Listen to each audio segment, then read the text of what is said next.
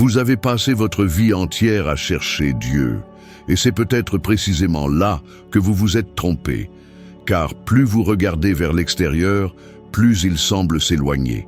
Et plus Dieu vous semble distant, plus votre confiance, votre foi, vos décisions et même votre prospérité commencent à s'étioler. Maintenant, réfléchissez avec moi. Comment quelque chose d'infini pourrait-il être absent de vous? Comment le principe de vie pourrait-il vous créer pour ensuite vous abandonner? Peut-être la plus grande supercherie de l'humanité n'est-elle pas un manque de foi, mais plutôt l'endroit où cette foi a été placée. Aujourd'hui, je veux vous conduire vers un lieu où la peur, la rareté et le doute ne peuvent tout simplement pas survivre. Non pas parce que le monde change, mais parce que vous ne faites qu'un avec la présence qui a toujours été là. Pendant longtemps, les gens ont été conditionnés à croire que Dieu observe à distance comme un juge silencieux, évaluant qui mérite de l'aide et qui n'en mérite pas. Cette croyance crée une séparation invisible et pourtant dévastatrice. Car au moment où vous croyez que le pouvoir réside en dehors de vous-même, vous vous sentez automatiquement petit à l'intérieur. Et c'est précisément là que naissent l'insécurité, la peur de commettre des erreurs, l'inquiétude constante de ne pas avoir assez d'argent et le sentiment que la vie est une lutte inégale. J'affirme quelque chose de simple et pourtant profondément transformateur. La présence divine ne vous rend pas visite lors de moments spéciaux, elle vous soutient à tout moment. Elle n'arrive pas quand vous priez dans le désespoir. Elle est déjà à l'œuvre tandis que vous respirez, que vos yeux clignent, que votre cœur maintient son rythme parfait sans que vous ayez besoin de le commander. Si cette intelligence était absente, ne serait-ce qu'une seconde, tout cesserait. Et pourtant, elle demeure fidèle, silencieuse et précise. Observez quelque chose que presque personne ne remarque. Lorsque vous dormez profondément, totalement inconscient, votre corps continue de fonctionner avec une perfection que l'esprit humain ne pourrait jamais reproduire consciemment. La digestion s'opère, les tissus se régénèrent, les cellules s'organisent, le système nerveux s'équilibre. Ce n'est pas une coïncidence, ce n'est pas de la chance. C'est la preuve vivante qu'un principe intelligent opère en vous, prenant soin de vous, indépendamment de vos croyances momentanées. La peur financière qui hante la plupart des gens découle de l'idée de séparation. Les individus regardent leurs factures, leur solde bancaire, leur avenir incertain et pensent « je suis seul face à ça ». Mais cette conclusion n'est jamais vraie. Elle est simplement répétée tant de fois qu'elle semble réelle. Lorsque vous comprenez, ne serait-ce qu'un instant, que la même intelligence qui a créé l'univers est active en vous, quelque chose se réorganise intérieurement. L'anxiété diminue, l'esprit ralentit, et de meilleures décisions commencent à émerger presque sans effort. Beaucoup me disent, silencieusement par leurs attitudes, « Si Dieu était avec moi, ma vie ne serait pas ainsi. » Mais voyez le piège dans cette pensée. Elle présuppose que Dieu réagit aux circonstances, alors qu'en réalité, les circonstances réagissent à l'état interne de l'esprit. Lorsque vous reconnaissez la présence comme votre vie même, vous cessez de vous battre contre le monde et commencez à coopérer avec lui. Certaines personnes travaillent incroyablement dur, se poussant à l'extrême, et pourtant vivent toujours dans une tension constante. D'autres semblent avancer avec plus de facilité, comme guidés. La différence ne réside pas dans la chance, ni dans l'intelligence intellectuelle. Elle réside dans le degré de confiance intérieure. Elle réside dans l'acceptation profonde qu'il existe un guide intérieur, une sagesse silencieuse qui dirige, inspire et ajuste le chemin lorsque l'esprit conscient cesse de résister. Avez-vous déjà remarqué comment, à certains moments de la vie, la réponse émerge de manière inattendue? Une idée soudaine, une rencontre improbable, une décision prise presque sans réfléchir et qui se révèle plus tard parfaite. Ce ne sont pas des événements aléatoires, ce sont des moments où vous, même sans vous en rendre compte, avez relâché un contrôle excessif et avez permis à la présence intérieure de s'exprimer. La plus grande erreur n'est pas de douter de Dieu. La plus grande erreur est de douter de votre union avec lui. Car au moment où vous vous percevez comme séparés, vous commencez à rivaliser, à vous comparer, à craindre. Mais lorsque vous reconnaissez que la source est la même, que la vie pulsante en vous est la vie divine elle-même en expression, la comparaison perd son sens. L'envie se dissout, la hâte diminue et la confiance commence à s'établir naturellement. Cette présence n'exige pas d'effort, elle exige de la reconnaissance. Elle ne demande pas de sacrifice, elle demande de la conscience. Plus vous reconnaissez que vous n'agissez pas seul, plus la vie commence à répondre avec un ordre qui semblait autrefois impossible. Non pas parce que le monde a changé, mais parce que vous avez cessé de vous sentir séparé de l'intelligence qui gouverne toute chose.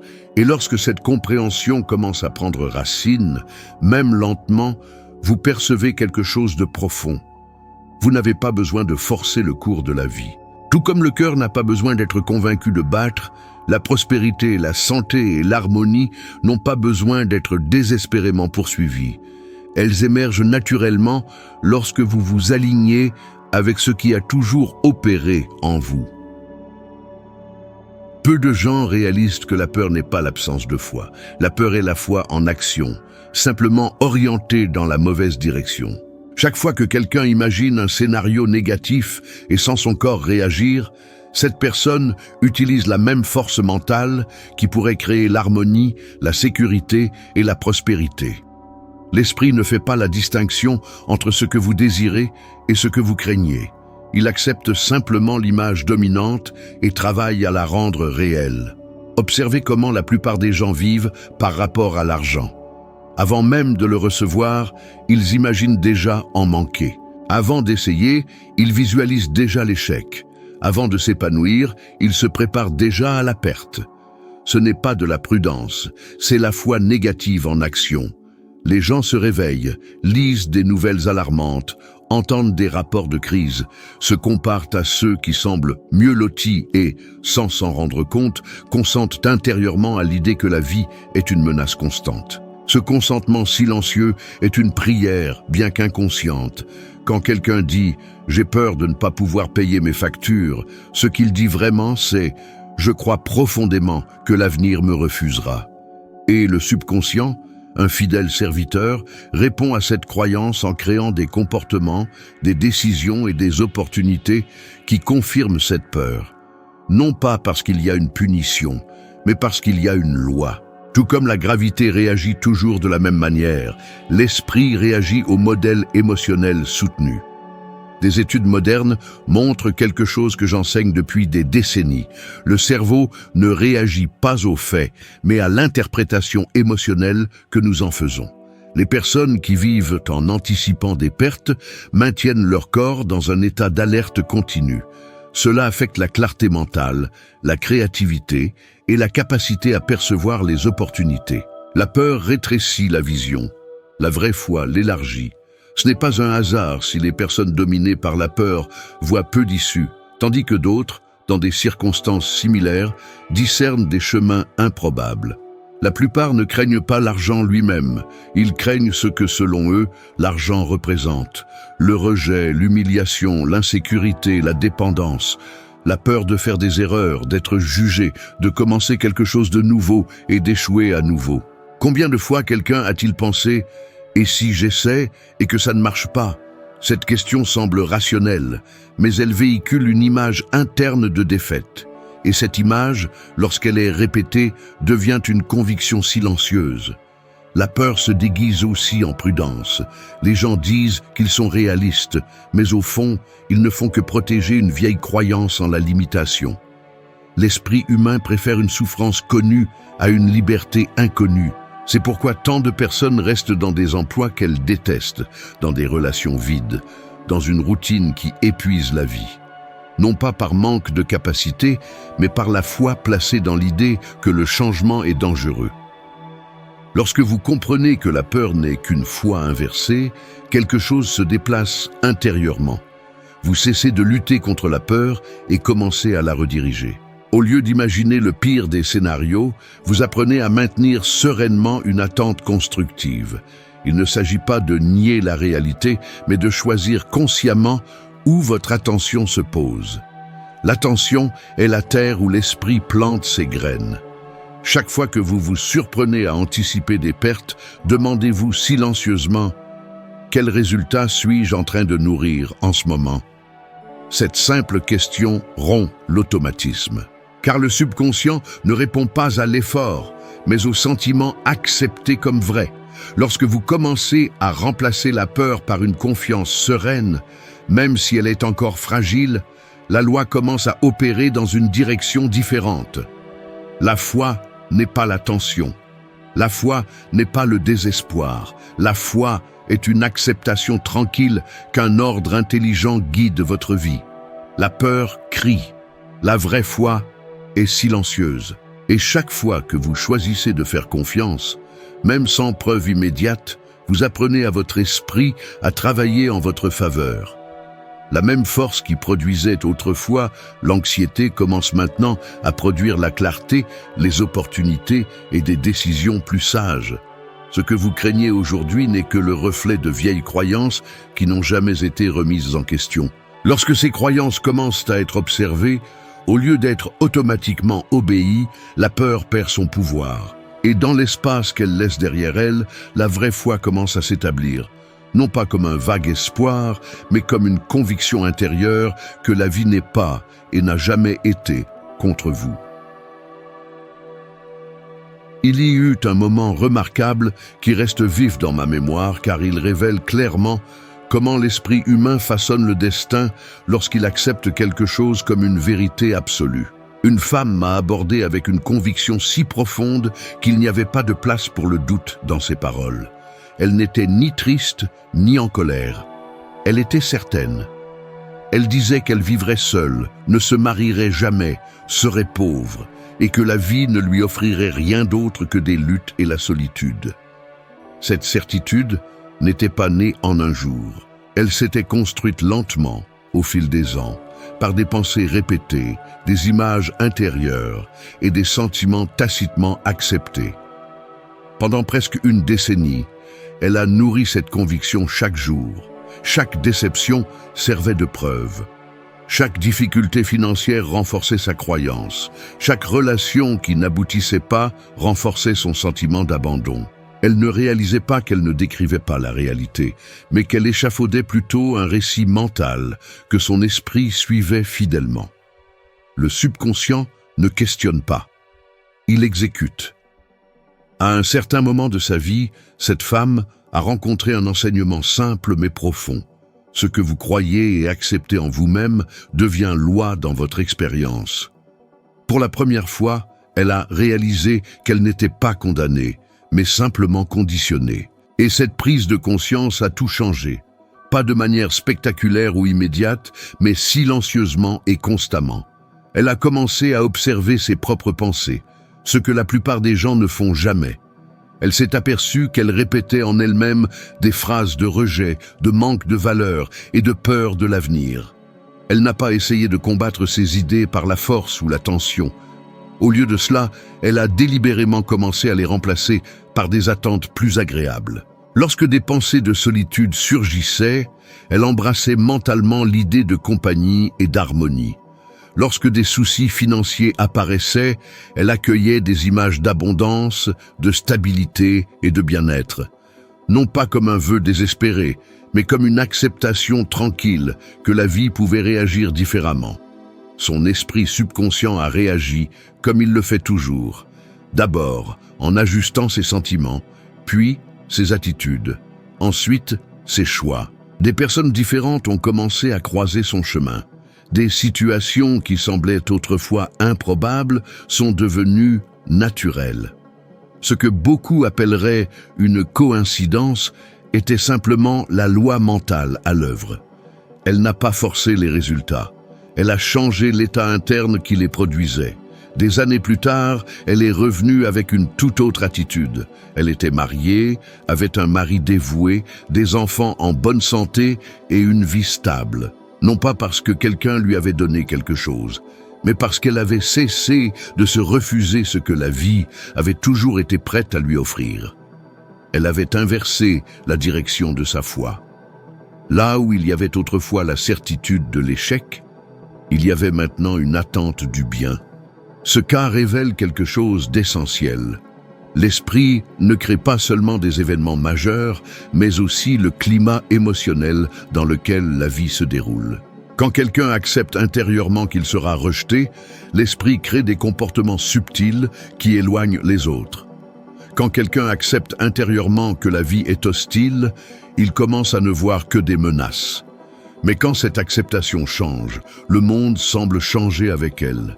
La plupart des gens vivent en confirmant d'anciennes croyances sans s'en rendre compte.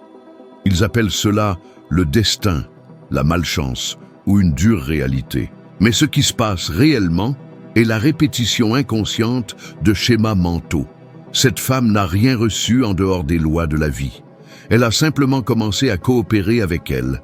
Et lorsque cela se produit, la vie cesse d'être un champ de bataille et devient un champ de réponse. Rien de ce qui lui est arrivé n'était une exception. C'est la règle. Ce que vous croyez, ressentez et acceptez comme vrai, même silencieusement, trouve un moyen de s'exprimer. Et lorsque cette acceptation change, le cours de la vie change avec elle, si naturellement qu'avec le recul, cela semble presque inévitable. Il existe une illusion profondément enracinée dans l'esprit humain. L'idée que les obstacles sont plus forts que l'intelligence qui gouverne la vie. Les gens observent les difficultés financières, les retards, les portes fermées, les rejets répétés, et en concluent que quelque chose bloque leur chemin. Mais cette conclusion découle d'une perception limitée. La présence qui opère en vous ne connaît aucune obstruction. Elle ne reconnaît pas les crises, ne réagit pas aux statistiques et n'est pas soumise aux circonstances extérieures. Chaque fois que quelqu'un affirme intérieurement « je ne peux pas », cette phrase ne décrit pas la réalité. Elle révèle simplement le point où la personne a interrompu l'action de l'intelligence infinie. La puissance n'a pas échoué. C'est l'esprit conscient qui a fixé une limite et a appelé cette limite vérité. La présence divine ne s'arrête pas face à un problème, tout comme l'eau ne s'arrête pas face à une pierre. Elle la contourne, la dissout, l'use ou trouve un nouveau chemin. Mais cela ne se produit que lorsque la personne cesse d'insister sur l'idée d'un blocage. Observez comment la plupart des gens réagissent aux défis. Face à une difficulté financière, la pensée surgit immédiatement. Le marché est mauvais. Le pays n'aide pas. Ce n'est pas le bon moment. Ces phrases semblent sensées, mais elles fonctionnent comme des décrets mentaux. Elles dirigent l'attention vers la barrière, et ce qui reçoit de l'attention prend de l'importance. L'esprit travaille alors à confirmer l'existence de l'obstruction, et non à la surmonter. La présence infinie n'opère pas par l'effort, mais par l'alignement. Lorsque vous insistez pour mesurer vos possibilités uniquement en fonction du passé, vous fermez la porte à des solutions qui n'existent pas encore dans votre expérience. Cependant, chaque solution qui est apparue dans l'histoire humaine fut, à un moment donné, quelque chose qui n'existait pas encore. Elle a émergé quand quelqu'un a cessé de demander comment et a plutôt gardé la certitude qu'il y aurait un moyen. Beaucoup croient que la foi consiste à attendre que quelque chose se produise malgré les difficultés. C'est une compréhension incomplète. La vraie foi est la conviction silencieuse que les difficultés n'ont pas l'autorité finale. Lorsque cette conviction prend racine, l'esprit devient réceptif aux idées, aux impulsions et aux guidances qui auraient été ignorées auparavant. Ce qui semblait impossible commence à se réorganiser en possibilités pratiques. Il y a des gens qui passent des années à frapper à la même porte, à utiliser la même stratégie, à répéter les mêmes pensées, et se demandent pourquoi rien ne change. La présence n'est pas bloquée, elle attend un changement de direction mentale. Lorsqu'une personne abandonne sa fixation sur le problème et s'appuie sur la certitude que l'intelligence infinie trouve un chemin, quelque chose s'ajuste intérieurement. L'anxiété diminue, la perception s'élargit et de nouvelles options commencent à apparaître presque subtilement. Le retard n'est pas un refus, l'obstruction n'est pas une punition. Souvent, c'est simplement l'esprit qui insiste sur un chemin qui ne s'aligne plus avec le flux naturel de la vie. Lorsque vous reconnaissez que la présence en vous ne connaît aucun empêchement, vous cessez de vous disputer avec les circonstances. Et en cessant de vous disputer, vous cessez de les renforcer. Cela ne signifie pas la passivité. Cela signifie agir à partir d'un lieu de confiance profonde et non de désespoir. L'action inspirée naît lorsque l'esprit est en paix. Des études modernes montrent que les états mentaux calmes augmentent la capacité à résoudre les problèmes, à percevoir des alternatives et à prendre des décisions plus efficaces. La science ne fait que confirmer ce qui a toujours été vrai. L'intelligence fonctionne mieux lorsqu'elle n'est pas étouffée par la peur. Lorsque vous affirmez intérieurement que la puissance infinie ne connaît pas d'obstacles, vous n'utilisez pas de mots magiques. Vous entraînez votre esprit à s'aligner sur une loi supérieure. Au fil du temps, vous commencez à réaliser que bon nombre des défis qui semblaient autrefois gigantesques commencent à perdre de leur pouvoir. Non pas parce qu'ils ont disparu immédiatement, mais parce qu'ils ont cessé de dominer vos pensées.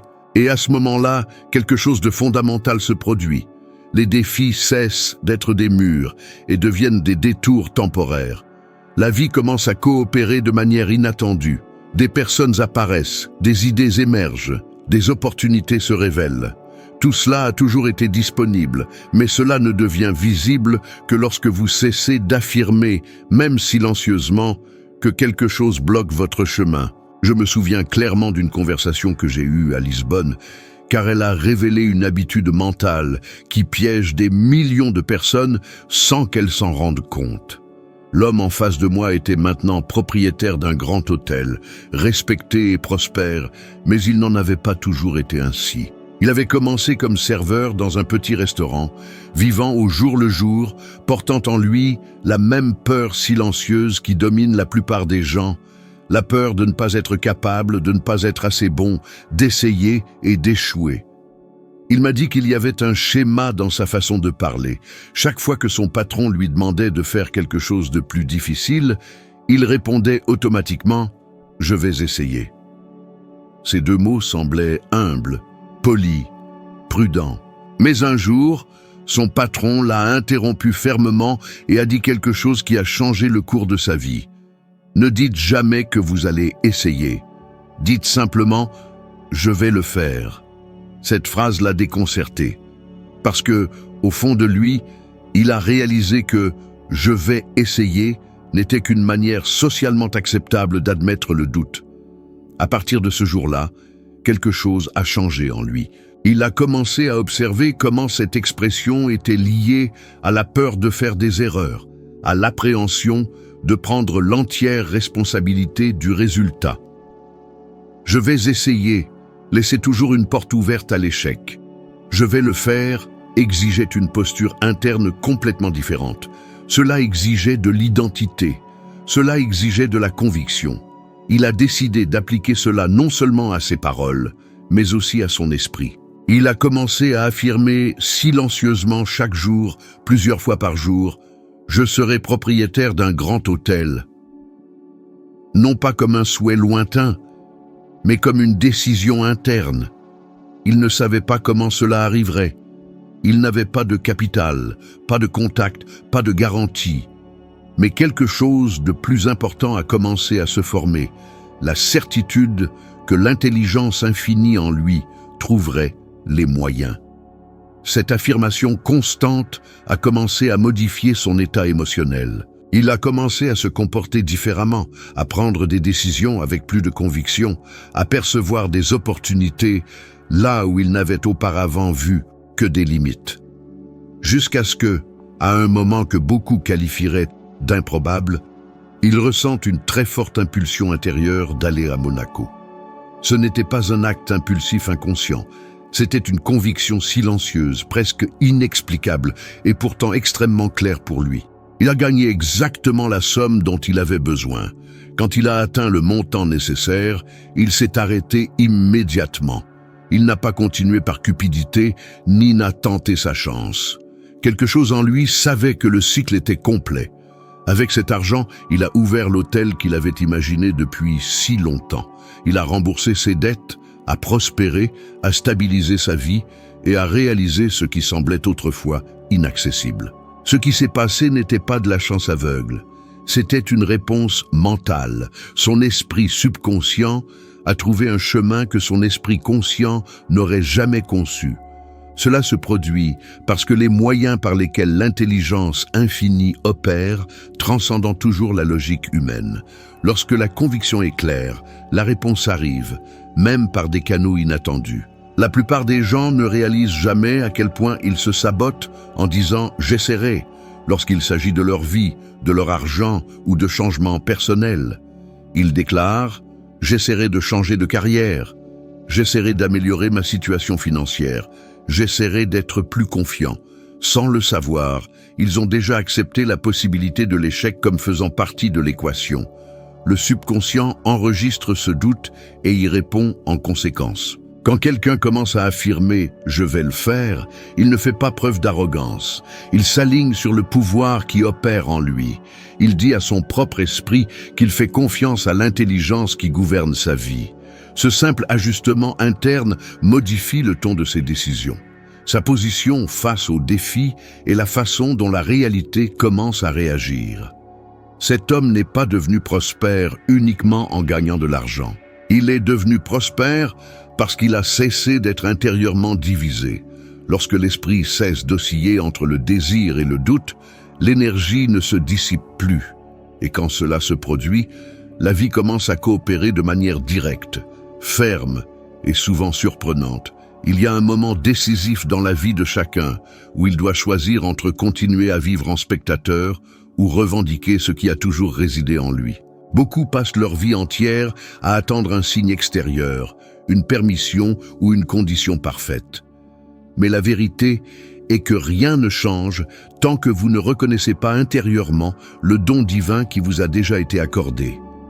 Cette reconnaissance n'est ni émotionnelle ni religieuse au sens commun du terme. C'est une acceptation consciente de son identité. Quand vous comprenez que la présence infinie demeure en vous, quelque chose se réorganise silencieusement. Vous cessez de mendier la sécurité auprès du monde extérieur. L'approbation des autres perd son pouvoir. La peur de faire des erreurs commence à s'affaiblir. Non pas que les défis disparaissent, mais parce que vous ne vous définissez plus par eux. La plupart des gens souffrent non pas de ce qu'ils affrontent, mais de qui ils croient être face à cela. S'approprier soi-même signifie assumer la responsabilité de son monde intérieur. Cela signifie observer les pensées auxquelles vous consentez quotidiennement, car ce que vous acceptez comme vérité sur vous-même se transforme inévitablement en expérience. Si vous vous voyez comme petit, limité, toujours en retard dans la vie, votre esprit travaillera sans relâche pour vous donner raison. Mais quand vous commencez à vous reconnaître comme une expression vivante d'une intelligence supérieure, ce même esprit commence à coopérer différemment. L'humanité a été conditionnée à faire davantage confiance au visible qu'à l'invisible. Nous nous fions aux chiffres, aux statistiques, aux opinions et aux antécédents, et pourtant nous ignorons la force qui maintient nos corps en vie sans effort conscient. Pourtant, c'est précisément cette force invisible qui soutient tout ce qui est visible. Quand vous commencez à lui faire plus confiance qu'aux apparences momentanées, vos décisions deviennent plus fermes et moins réactives. Revendiquer votre héritage divin ne signifie pas nier les émotions ou les difficultés. Cela signifie ne pas les laisser définir votre identité. Vous pouvez ressentir la peur sans devenir la peur elle-même. Vous pouvez faire face à des difficultés financières sans vous définir comme quelqu'un de voué à la pénurie. Vous pouvez traverser des périodes d'incertitude sans perdre la conviction qu'un ordre intelligent guide vos pas. La recherche moderne montre que les individus dotés d'un sens interne de but et de cohérence présentent une plus grande stabilité émotionnelle, une meilleure santé mentale et une adaptabilité accrue. Cela confirme quelque chose d'essentiel. Lorsque l'esprit est aligné avec un sens plus grand, il cesse de s'effondrer sous les pressions extérieures. La vie cesse d'être une séquence de réactions et devient une expression consciente. Lorsque vous reconnaissez intérieurement que vous êtes un temple de la présence vivante, vos paroles commencent à avoir du poids. Vous parlez moins, mais avec plus de conviction. Vous agissez avec plus de calme, mais avec une plus grande précision. Il n'est pas nécessaire de prouver quoi que ce soit à qui que ce soit, car la source de votre sécurité n'est pas externe. Cet état intérieur génère une sorte d'autorité silencieuse que les autres perçoivent sans que vous ayez à l'expliquer. C'est à ce moment-là que la vie commence à répondre différemment. Non pas parce que vous l'avez exigé, mais parce que vous vous êtes aligné. L'alignement est toujours plus puissant que l'effort. Lorsque vous cessez d'être tiraillé entre le désir et le doute, entre la confiance et la peur, votre énergie ne se disperse plus. Et ce qui semblait autrefois lointain commence à s'approcher naturellement. S'approprier soi-même, c'est réveiller le géant endormi qui a toujours été présent. Non pas un géant agressif ou dominateur, mais une force sereine, constante et intelligente.